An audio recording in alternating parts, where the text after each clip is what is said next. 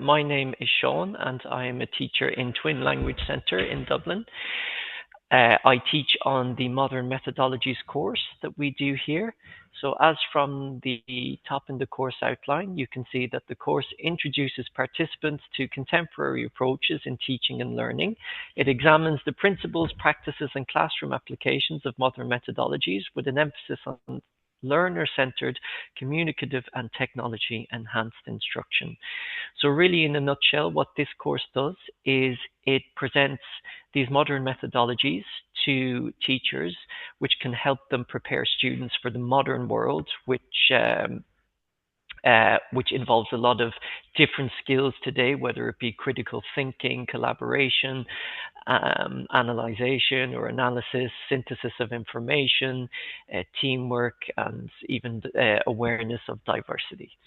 We get both primary and secondary school teachers on this course, and the reason we developed it was that we realized a lot of schools or teachers in Central and Eastern Europe still had quite a traditional approach to teaching.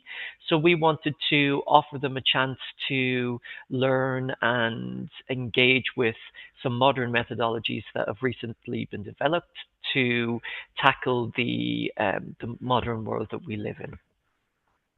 So the course content, as you can see there, we have a couple of modules.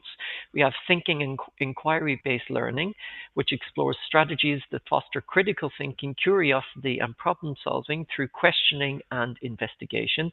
So really this would be gearing students to using their or motivating themselves to learn. So kind of tailoring content or education towards satisfying their own curiosities and making them into autonomous learners.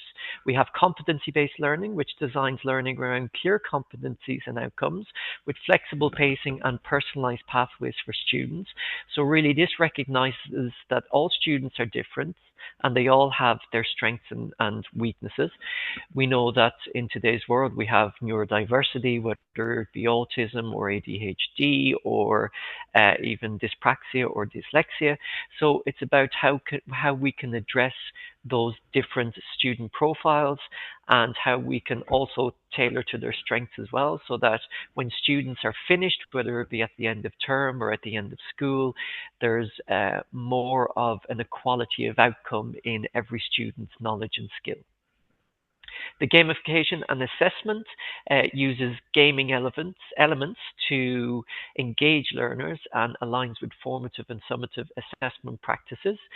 So again, this would be motivating students to learn through gaming, which is certainly advantageous in the classroom, but it also helps the teacher to collect data on students' progress so that they can go forward in planning further assessment with formative and summative tests. So really the teachers they have a greater profile or a more datafied profile of learners' abilities and skills.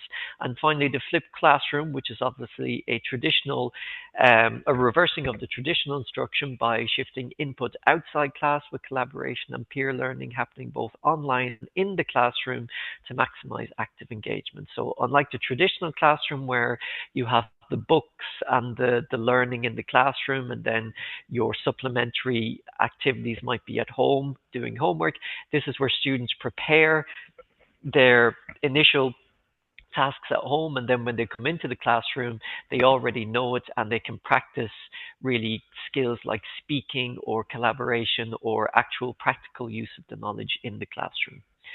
So the learning objectives on the right there, you can see that understanding key principles underlying modern teaching methodologies and how they differ from traditional approaches. So we would present both the advantages but also the challenges involved in these modern methodologies and compare them to the existing traditional methodologies. We also critically evaluate a range of innovative practices and their relevance to different contexts. So for example, some of these methodologies are more suited to certain subjects. We design and adapt learner-centered activities that promote critical thinking, collaboration, and active engagement. So again, designing materials so that it is really helping the students to adapt to life outside of education. We integrate technology and alternative assessment strategies to support and enhance learning.